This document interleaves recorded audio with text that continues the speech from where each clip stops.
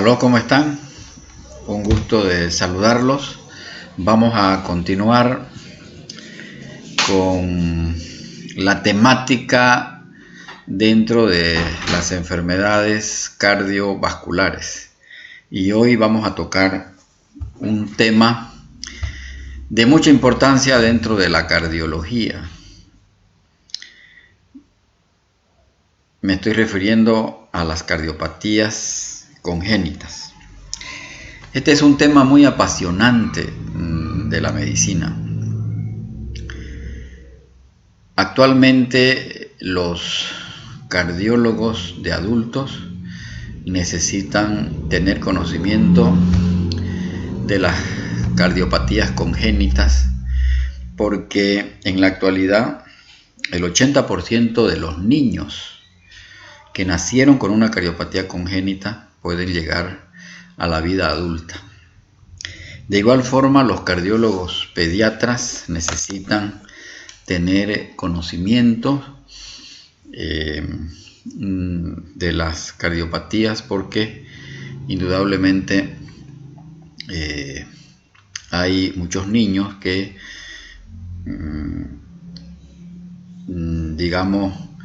necesitan ser evaluados por el pediatra.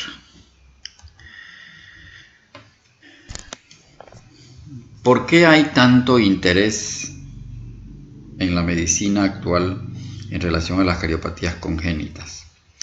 Dentro de todas las malformaciones congénitas, las cardiopatías congénitas son la principal causa de muerte. Si bien no son las principales, no ocupan el primer lugar dentro de las malformaciones congénitas, pero el asistir a un niño con cardiopatía congénita es mucha responsabilidad para el médico, porque obviamente pueden provocar la muerte del enfermo.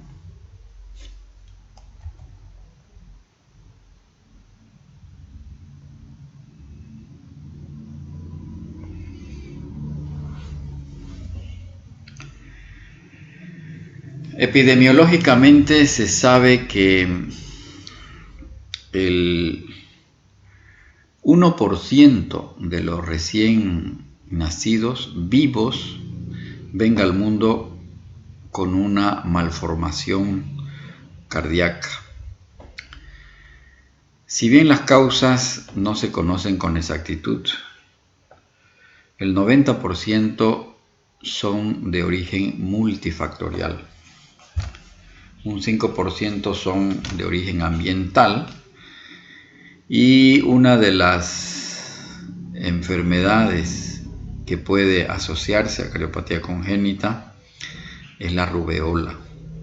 Y hay otras causas de naturaleza ambiental que pueden estar asociadas al nacimiento de un niño con cardiopatía congénita, como fue el uso de la talidomida hace muchos años atrás, el consumo de alcohol durante el embarazo, el consumo de cigarrillo.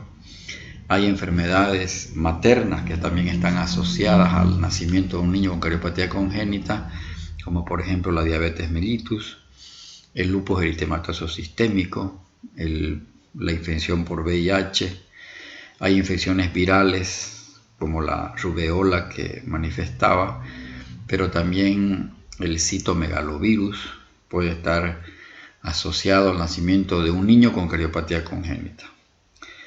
La cardiopatía congénita más frecuente en todos los estudios de cohortes, en todos los estudios epidemiológicos, es la comunicación interventricular. Entonces, en resumidas cuentas, hay factores ambientales como la rubeola, que está asociada al ductus arterioso persistente.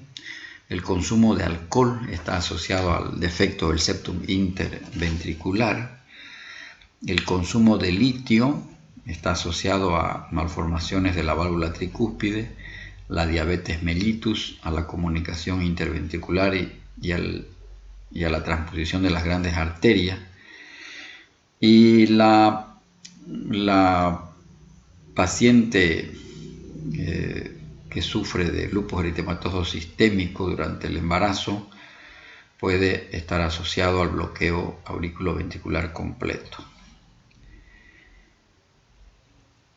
Las cardiopatías congénitas forman parte de síndromes malformativos. Eso es un aspecto importantísimo que el médico debe evaluar.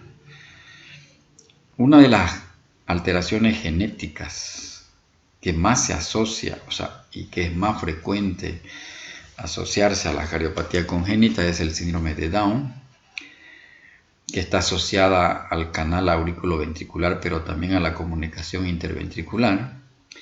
El síndrome de Turner está asociado a la coartación de la aorta, el síndrome de Noonan a la estenosis de la válvula pulmonar y el síndrome de DiGeorge al tronco arterioso. En esta diapositiva quiero expresarles cómo las cardiopatías congénitas forman parte de síndromes malformativos. Lo que decíamos, el síndrome de Down, que es una de las cromosopatías más frecuentes. Se calcula que 1 de cada 600 recién nacidos vivos puede nacer con un síndrome de Down, y de estos el 30% puede adolecer de cardiopatía congénita. El síndrome de Noonan está asociado un 10% a estenosis de la válvula pulmonar, como decíamos anteriormente. El síndrome de Williams está asociado a estenosis supravalvular aórtica.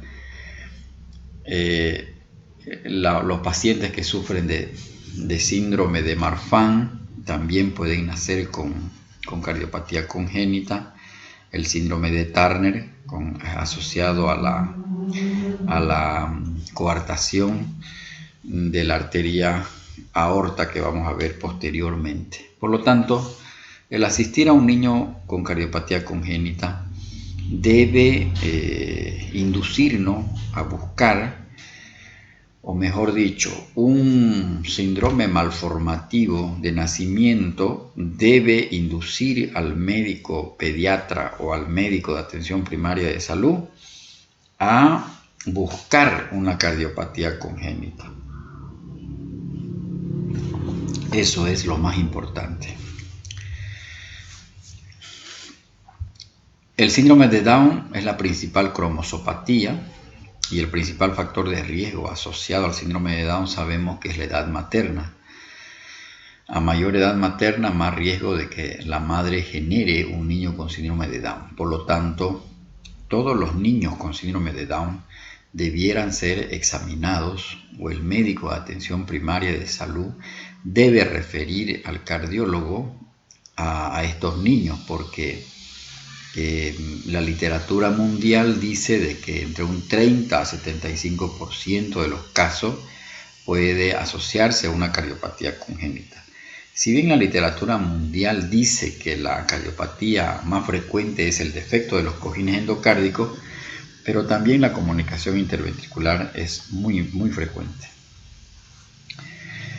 Entonces, el síndrome de Down puede estar asociado a comunicación interventricular, a la persistencia del conducto arterioso, al canal auriculoventricular, a la tetralogía de Fallot.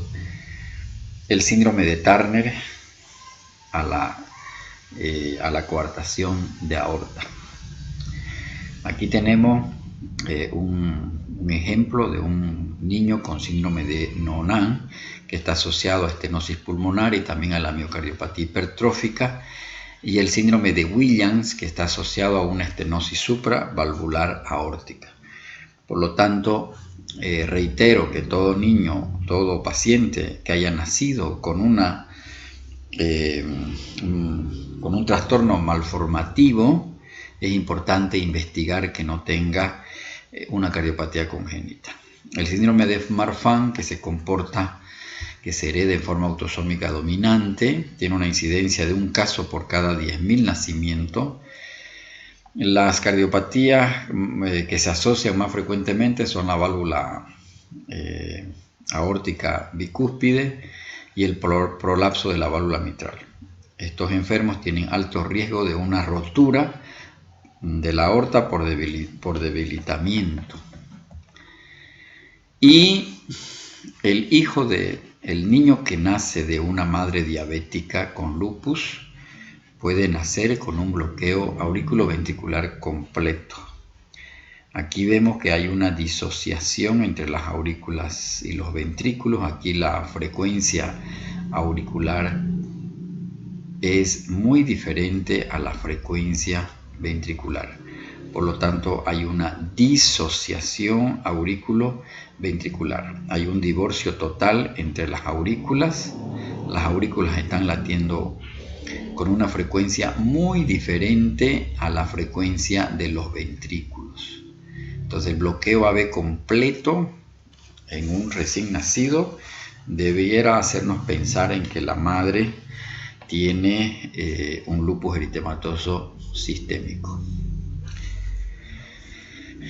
La mayoría de las series de los estudios en los grandes centros de cardiología infantil han demostrado que la cardiopatía congénita más frecuente es el defecto del tabique interventricular, o sea, la comunicación interventricular. En este trabajo de 44 estudios publicados, el 42% corresponde al defecto del tabique interventricular, o sea, es decir, hay una solución de continuidad entre los ventrículos.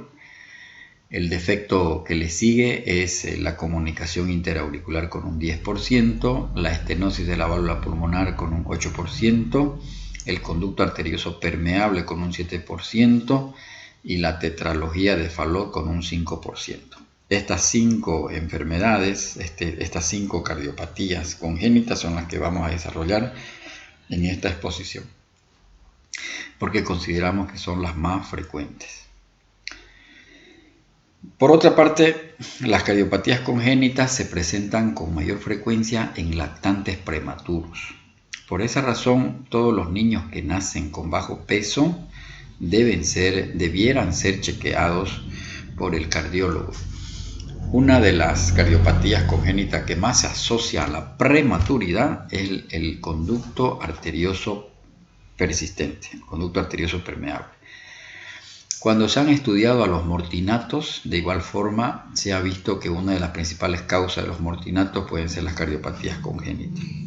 Los niños que nacen bajo condiciones de hipoxemia en la altura, con baja saturación de oxígeno, también este es un factor que predispone a la cardiopatía congénita. Ya hemos dicho anteriormente que el 1% de los recién nacidos vivos puede venir al mundo con una cardiopatía congénita. Por lo tanto, uno puede estimar cuánto es la cantidad de niños que uno debe esperar en una población que pueda nacer con una cardiopatía congénita. Los adelantos de la medicina han permitido que a partir de las 16 semanas de embarazo ya se puede detectar una cardiopatía congénita a través de una ecografía.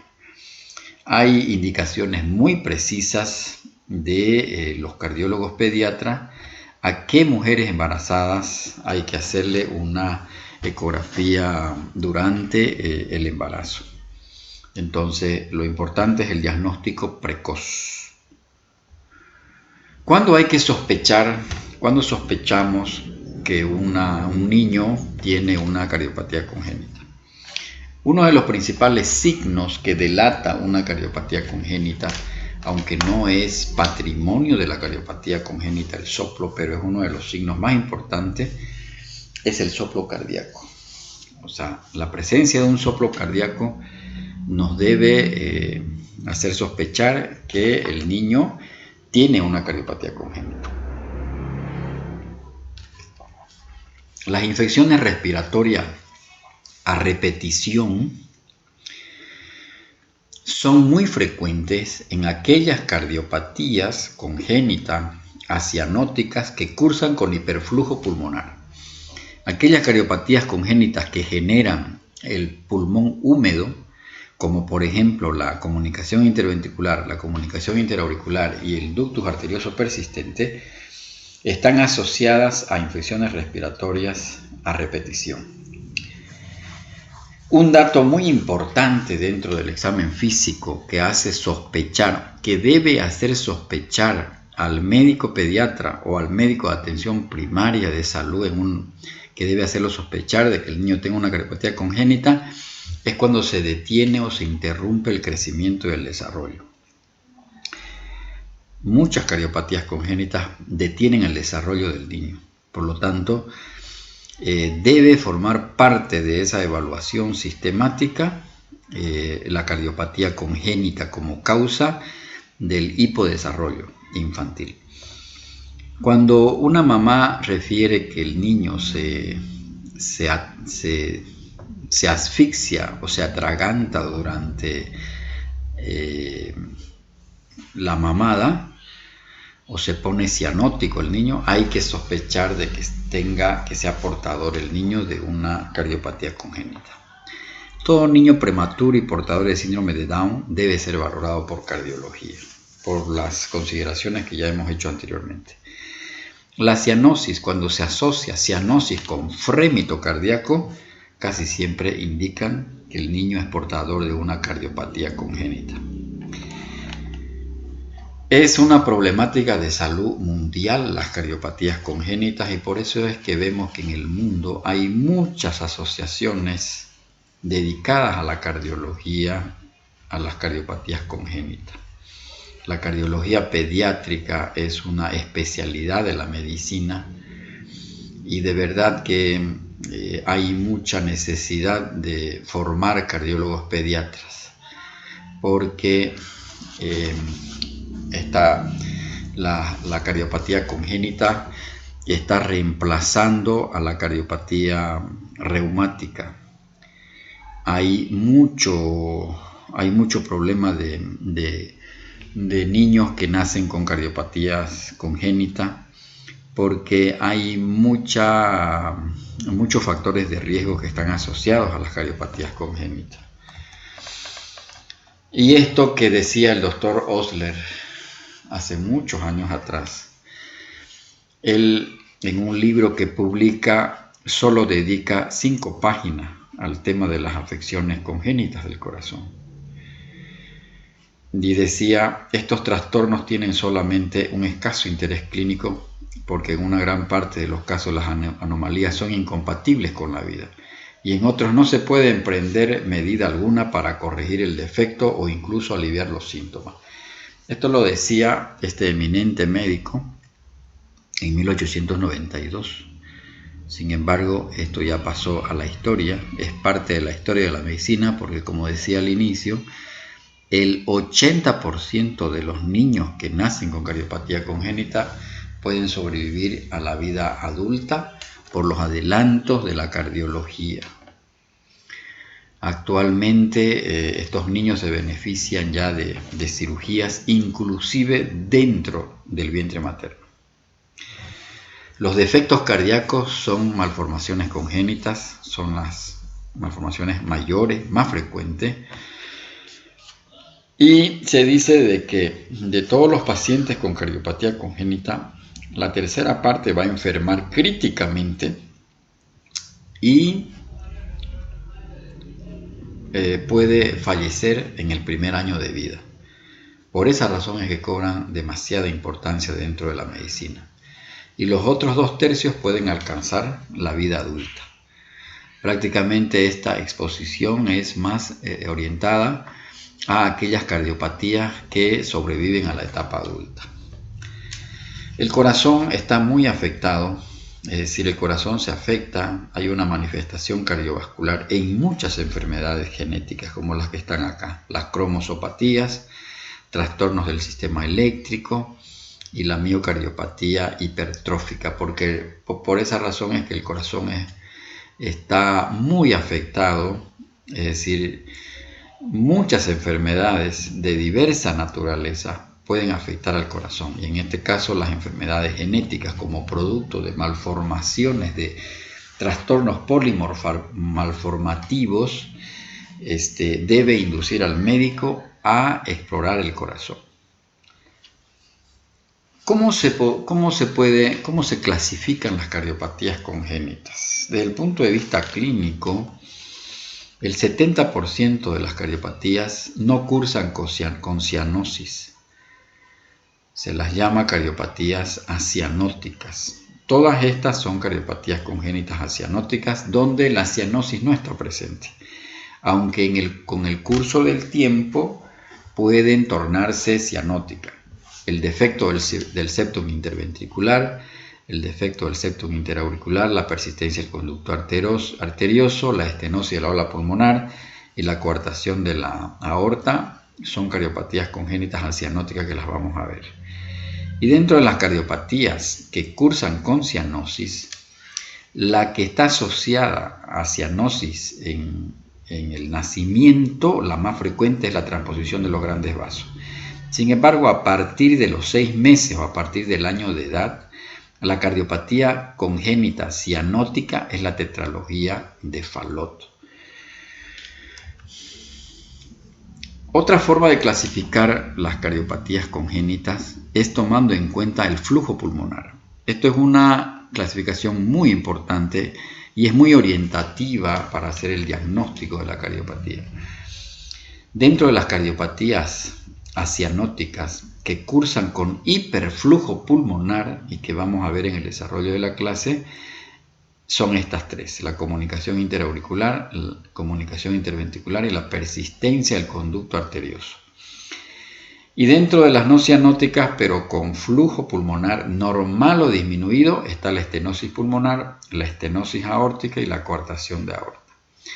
Y dentro de las cianóticas que no cursan con hiperflujo pulmonar, o más bien están con un flujo pulmonar disminuido, son la tetralogía de Fallot, la atresia tricuspidia y la enfermedad de Epstein.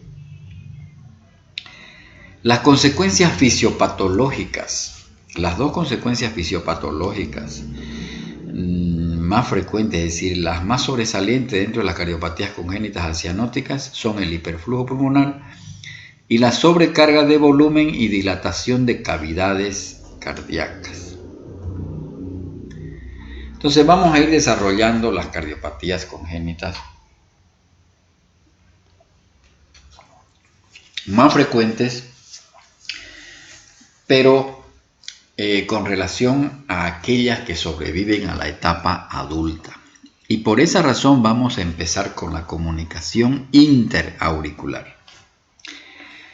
Aquí se ve en esta diapositiva, en este esquema, vemos a la aurícula derecha, a la aurícula izquierda, el ventrículo izquierdo y el ventrículo derecho. Por lo tanto, una comunicación interauricular es el defecto, la solución de continuidad que existe entre la aurícula izquierda y la aurícula derecha.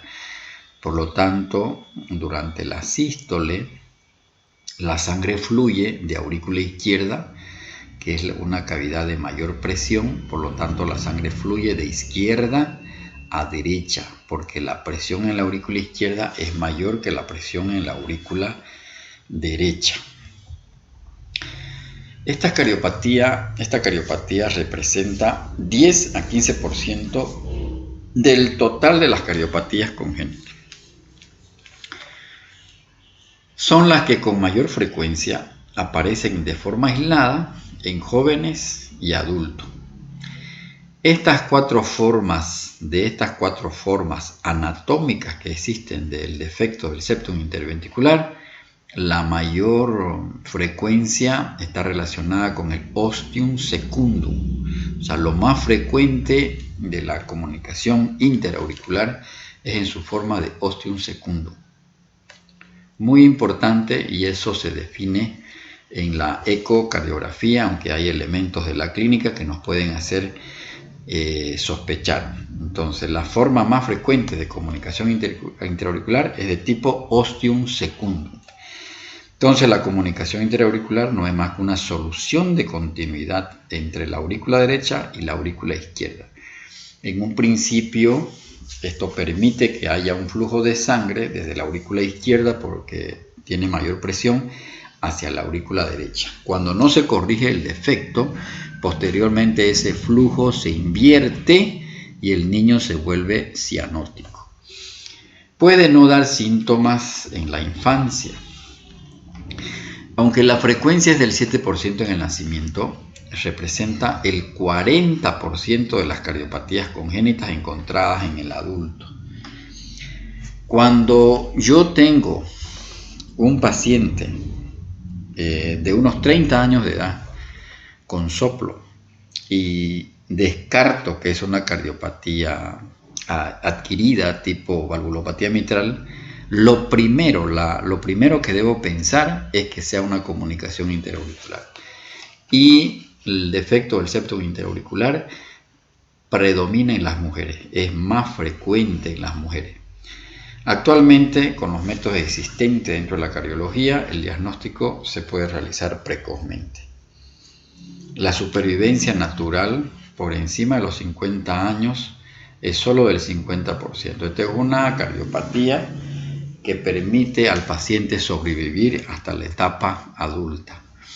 Entonces, si nosotros miramos la evolución natural de un paciente o de una paciente que sufre de defecto del septum interauricular, vemos que generalmente puede pasar desapercibido en la infancia y entre la tercera y la cuarta década de la vida recién aparecen los síntomas del defecto del septum interauricular.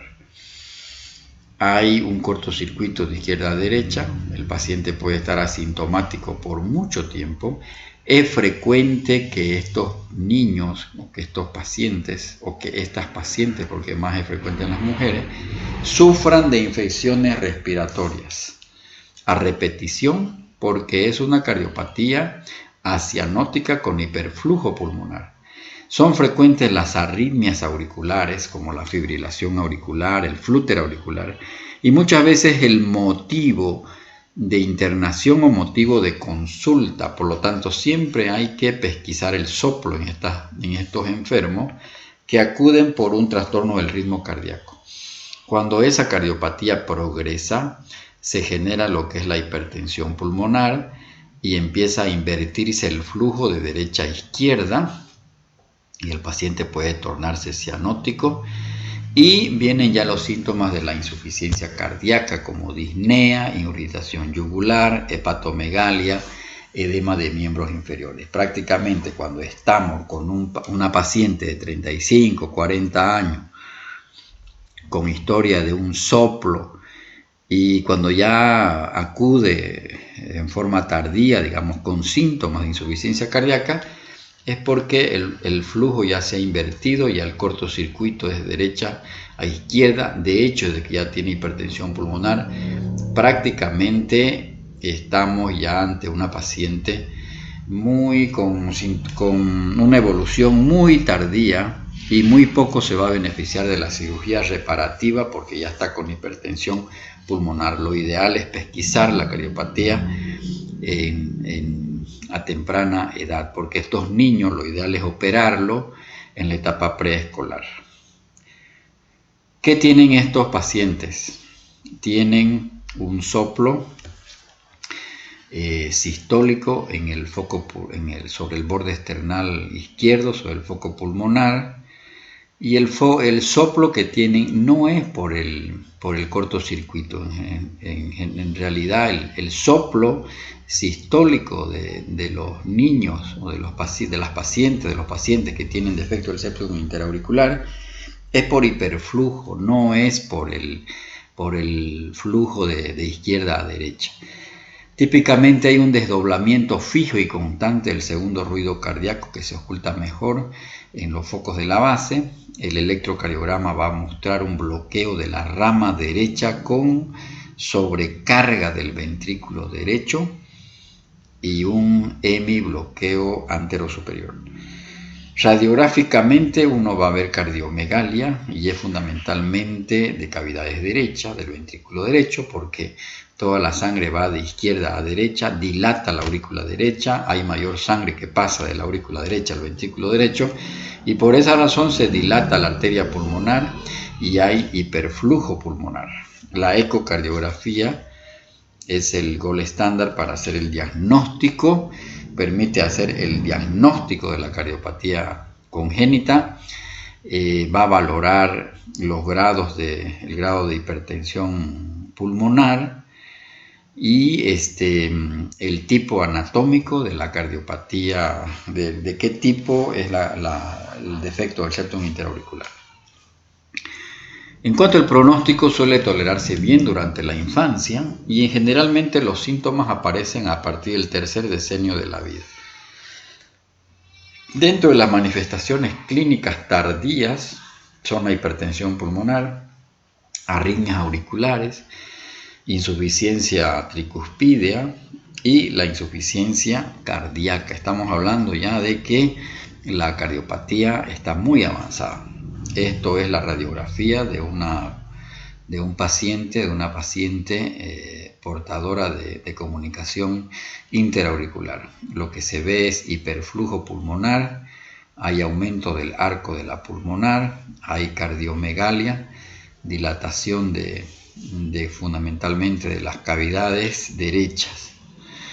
Este es el electrocardiograma de un paciente que debe hacernos sospechar de que tenga un defecto del septum interauricular, y lo que va a ver es sobrecarga de cavidades derechas. Aquí vemos nosotros un bloqueo incompleto de la rama derecha y un aumento de la anchura del QRS, está más de 0,11.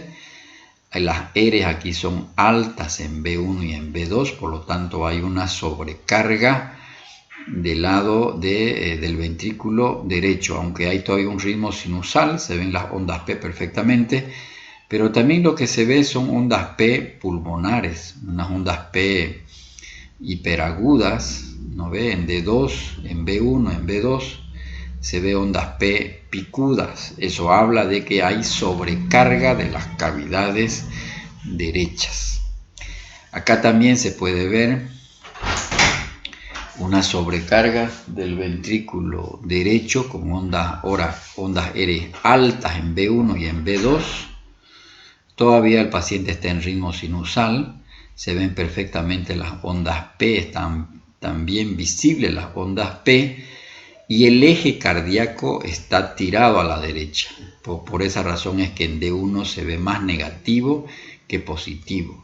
Entonces hay una sobrecarga, bloqueo de rama derecha. Aquí está el trastorno de conducción de la rama derecha. Hay una hipertrofia del ventrículo derecho con sobrecarga sistólica. Por esa razón el ST y la onda T tienen una polaridad opuesta a la onda R. La onda R aquí, por ejemplo, en B1 es positiva, y el ST y la onda T, que debieran ser positivos, están opuestas a la polaridad de la onda R. Y hay dilatación, dice, biauricular. O sea, las dos cámaras auriculares están dilatadas. Aquí se ve en D2 una onda P que no solamente al parecer están altas, sino también que están anchas. Y en B1 y en B2 la onda P es bifásica, tiene un componente positivo y un componente negativo. Por eso es que dice que hay una dilatación de las dos cámaras auriculares. Y la ecocardiografía, como examen estándar, permite demostrar esta solución de continuidad entre la aurícula izquierda y la aurícula derecha. Entonces la ecocardiografía nos va a confirmar la sospecha diagnóstica. Aquí el septum interventricular está intacto, como se puede ver, ventrículo izquierdo, ventrículo derecho. Aquí el septum interventricular está intacto.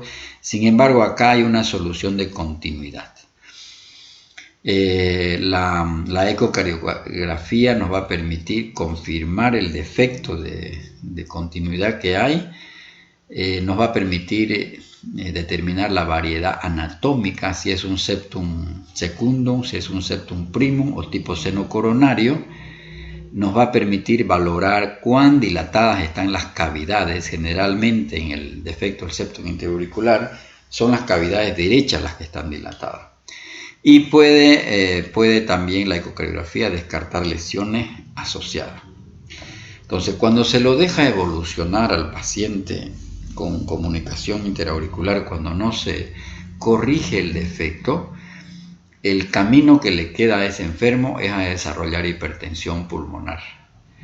Entonces, más allá de los 50 años, es un paciente que ya no tiene chance para ser operado, porque ya desarrolla lo que se llama el síndrome de Eisenmenger con hipertensión pulmonar severa, ya hay hipertensión postcapilar, hay hipoxia y el paciente está en insuficiencia cardíaca y está con pulmones muy congestivos. Prácticamente con este enfermo lo único que le queda es hacer tratamiento paliativo de los síntomas de insuficiencia cardíaca y corregir los trastornos del ritmo cardíaco y prevenir la endocarditis infecciosa.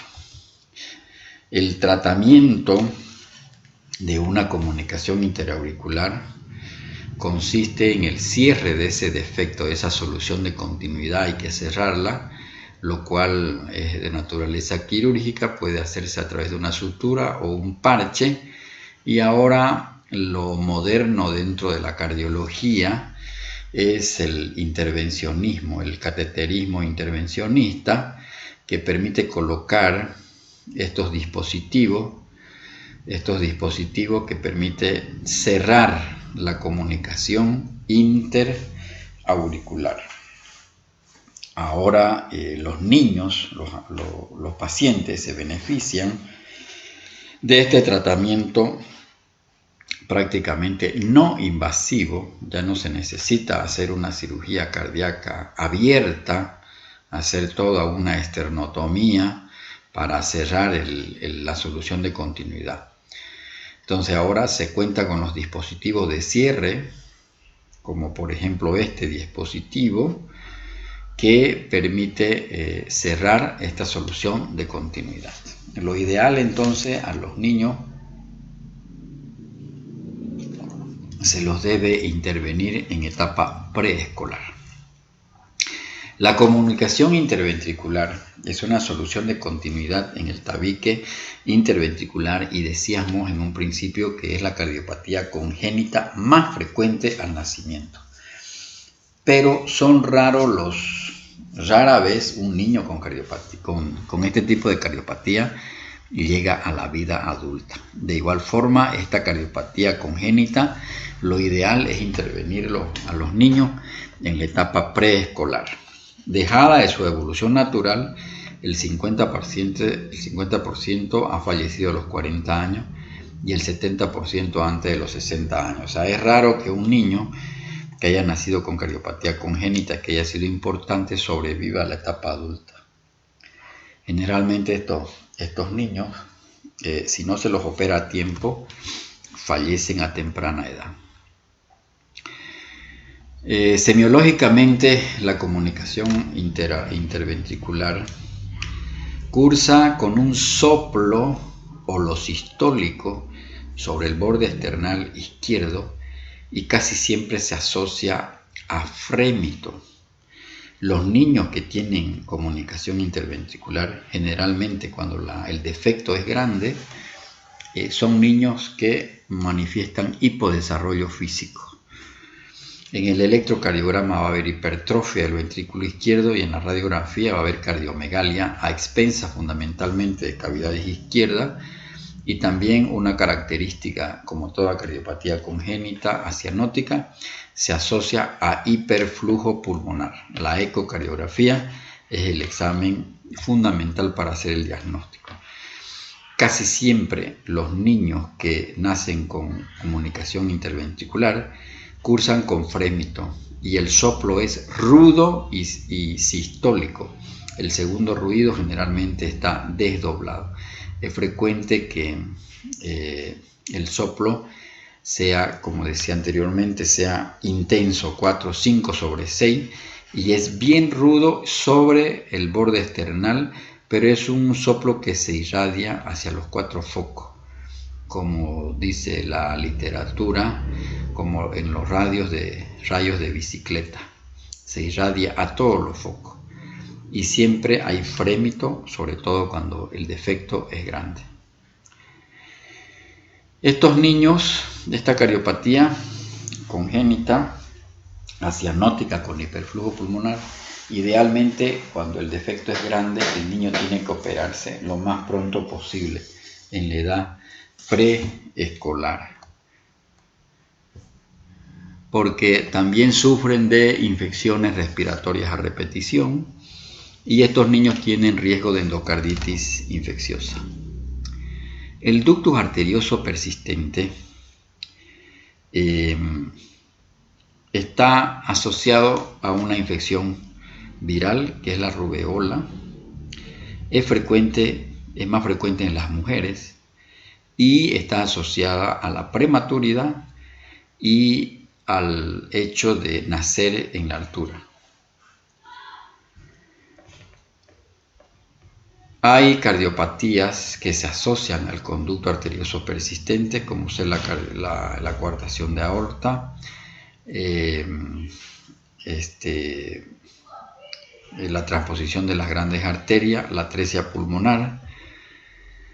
El ductus arterioso es un conducto de vital importancia durante el vientre materno. Es un conducto que comunica la aorta descendente con la arteria pulmonar. Generalmente este conducto se cierra. El cierre anatómico se produce entre las 2 a 3 semanas después del nacimiento, y si el conducto arterioso sigue abierto durante los 3 meses después de nacer, se habla de la persistencia del conducto arterioso. Hay situaciones donde el cardiólogo pediatra debe mantener abierto al conducto arterioso persistente en algunas situaciones de cardiopatías congénitas específicas. Entonces, el ductus arterioso es un conducto que comunica la arteria aorta distal al nacimiento de la subclavia izquierda y la arteria pulmonar. Semiológicamente, estos niños presentan un soplo en maquinaria, que como fue descrito por el doctor Gibson, se llama soplo en maquinaria de Gibson. Es un soplo continuo porque compromete toda la sístole y gran parte de la diástole. El soplo se oculta en el segundo espacio intercostal izquierdo bajo la clavícula y habitualmente puede tener frémito. Normalmente, como decíamos, el ductus arterioso lleva la sangre desde el ventrículo derecho a la aorta descendente, o sea que cumple una función importantísima porque en la etapa fetal los pulmones no funcionan, por lo tanto es el ductus arterioso el que proporciona la sangre. En el periodo postnatal hay un cierre funcional primero, se ocluye la luz por protrusión de la íntima, pero el cierre definitivo ocurre un poco después. Los factores para que se cierre el ductus normalmente son el aumento de la presión de oxígeno en el nacimiento y la disminución de la prostaglandina E2. Y lo que hace que el ductus no se cierre es la prematuridad y el enrarecimiento de oxígeno, o sea, la hipoxemia. Es más frecuente en las mujeres y está asociada, se ha visto que las mujeres que se enfermaban de rubeola durante el embarazo podían producir a niños con cardiopatía, con este tipo de cardiopatía. A Dios gracias, desde que se empezó a sistematizar a que todas las mujeres en edad fértil puedan recibir la vacuna contra la rubeola, probablemente eso también haya beneficiado a que sigan habiendo casos esporádicos de ductus. Como decíamos anteriormente, es más frecuente el ductus en prematuros y en niños que hayan nacido a grandes altitudes. Hay una comunicación entonces, entre la aorta descendente distal a la subclavia, el tronco de la subclavia, a la subclavia izquierda y el tronco de la pulmonar.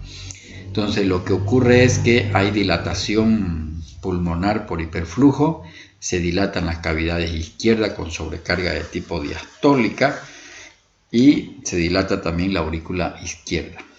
¿Qué presentan estos síntomas? ¿Qué presentan estos niños cuando sufren de persistencia del conducto arterioso? Son niños irritables, están taquipneicos, pueden tener diaforesia, taquicardia.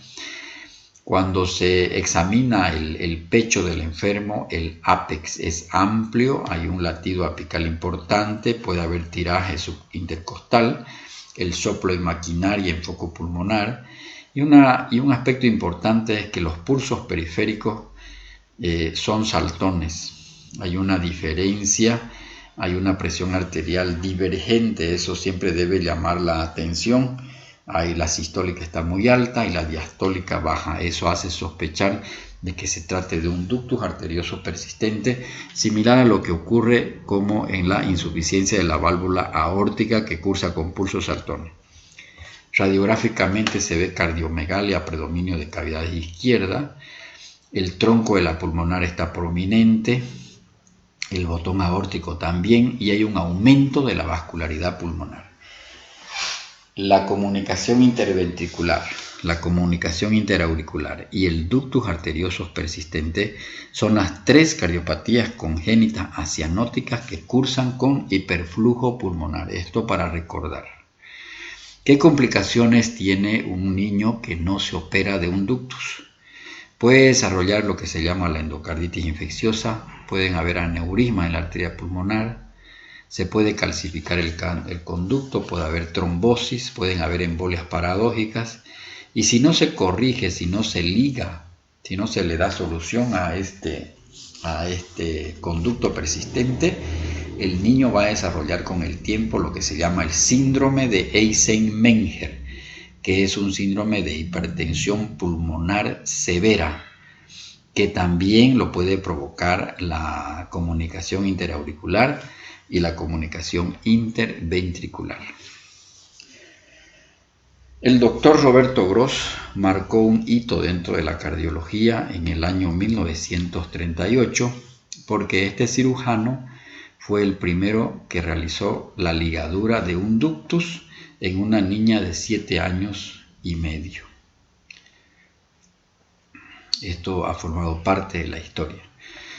Entonces, la cardiología intervencionista ahora beneficia demasiado a los niños porque ya no se necesitan hacer cirugías cardíacas, no se necesita abrir el pecho en los niños. Lo que se hace es poner unos dispositivos, como por ejemplo el Amplatzer, que es un dispositivo como en paraguas, que se introduce y esto soluciona definitivamente ese conducto arterioso.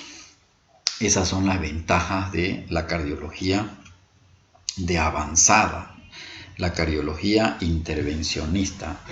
La tendencia actual es a abrir menos el tórax en los enfermos. Entraremos ahora a las cardiopatías congénitas que cursan con cianosis. Vamos a empezar con la tetralogía de Fallot, porque pasados los 6 meses o el año de edad, la principal cardiopatía congénita que cursa con cianosis es la tetralogía de Fallot, llamada así porque se caracteriza por 4 trastornos. Representa el 5 a 10% de todas las cardiopatías congénitas. Prácticamente el diagnóstico de una tetralogía de Fallot no es muy difícil. ¿Por qué? Porque generalmente a partir de los 6 meses el niño se empieza a tornar cianótico. Inicialmente con el esfuerzo y posteriormente ya cuando la cianosis está declarada, ya hasta en reposo se ve al niño cianótico. Y el niño con tetralogía de Fallot tiene otra característica, que es un niño que desarrolla muy poco. Se detiene el crecimiento pondoestatural. Por lo tanto, para sospechar una tetralogía de Fallot, uno se basa en 2 características. Es un niño que se torna cianótico a partir de los 6 meses al año de edad. Y segundo, que es un niño que desarrolla muy poco. Eso debe llamarle la atención cuando la madre lo lleva al niño a atención primaria de salud, al pediatra, y ve que no aumenta de peso el niño. Eso debe hacer sospechar de que se trata de una tetralogía de Fallot. El trastorno más importante y que determina la gravedad de la tetralogía de Fallot es la estenosis pulmonar. A mayor estenosis pulmonar hay mayor cianosis y por lo tanto se va a hipertrofiar el ventrículo derecho y por esa razón determina el flujo de derecha a izquierda a través de la comunicación interventricular. El estudio estándar que permite diagnosticar la tetralogía de Fallot obviamente es la ecocardiografía, pero también en estudios prequirúrgicos antes de operarlo a los niños es importante también el cateterismo cardíaco.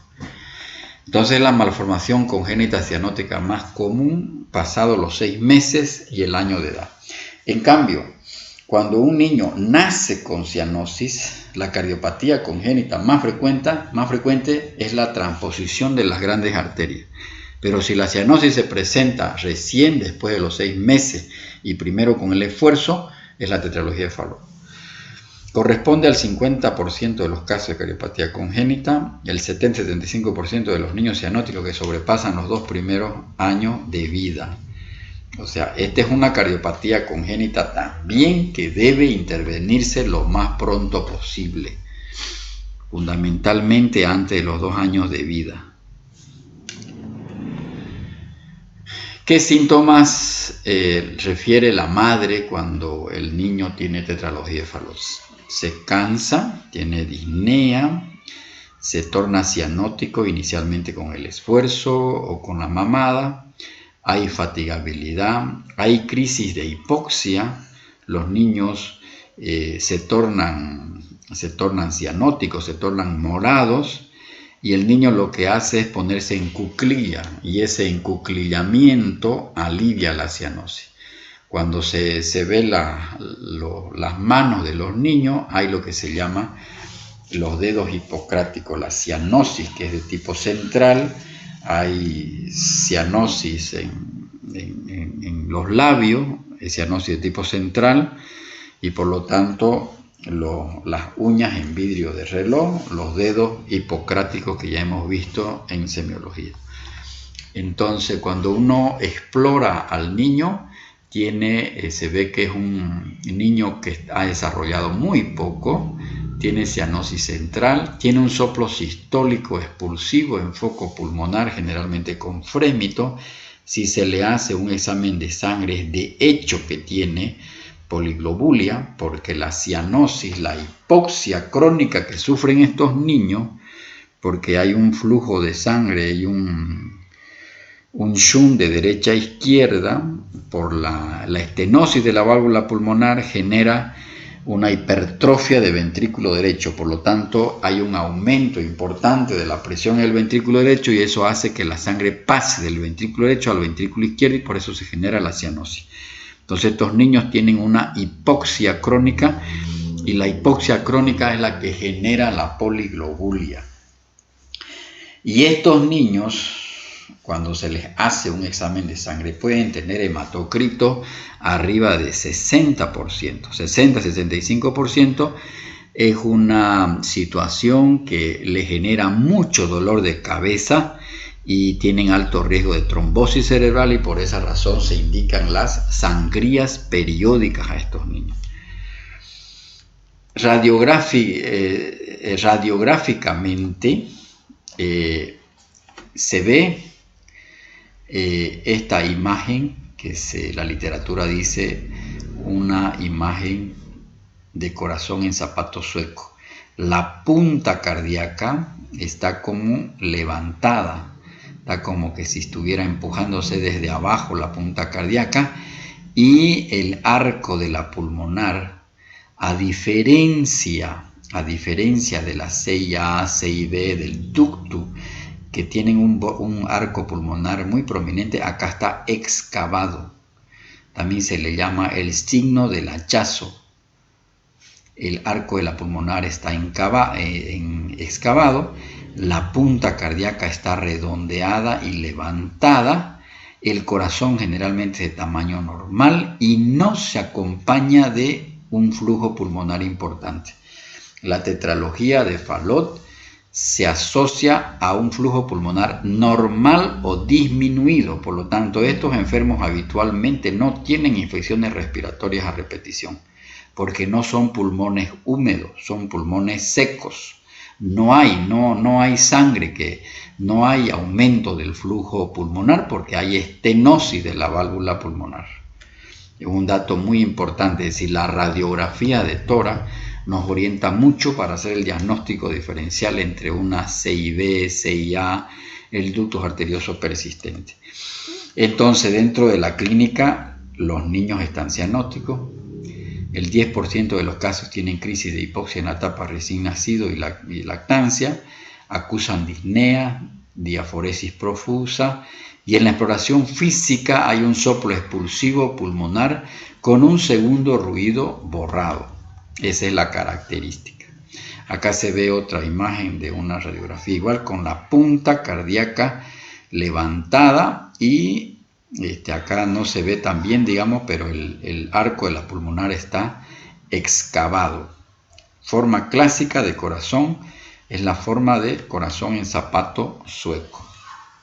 Estos niños deben operarse lo más pronto posible, porque si no tienen alto riesgo de sufrir trombosis cerebral, entran en lo que se llama el síndrome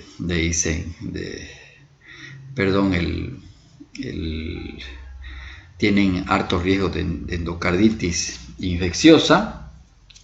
Por lo tanto, el trastorno debe corregirse a través de una fístula sistémico-pulmonar. Aquí están los dos eminentes, las dos figuras que idearon la fístula sistémico-pulmonar.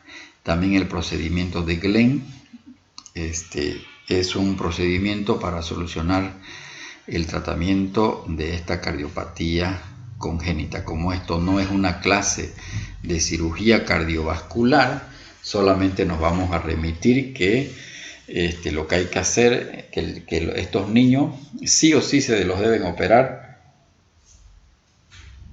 lo más pronto posible. Finalmente, la anomalía de Epstein. 40% de las malformaciones congénitas de la válvula tricúspide.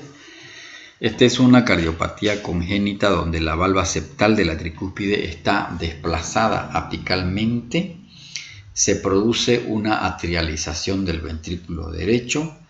Generalmente cursan con insuficiencia tricuspidea y el 80% se asocia a comunicación interauricular. Esta es una cardiopatía muy infrecuente, pero de mucha gravedad, es de mediana a grave, y es una cardiopatía que generalmente cursa con cianosis. Esquemáticamente hay una implantación muy baja de la válvula tricúspide. La aurícula derecha resalta en relación al ventrículo derecho, por eso se dice hay una atrialización del ventrículo derecho, o sea, hay una dilatación muy grande de la aurícula derecha. La válvula tricúspide se vuelve insuficiente y por eso es que se oculta un soplo de insuficiencia tricuspidea.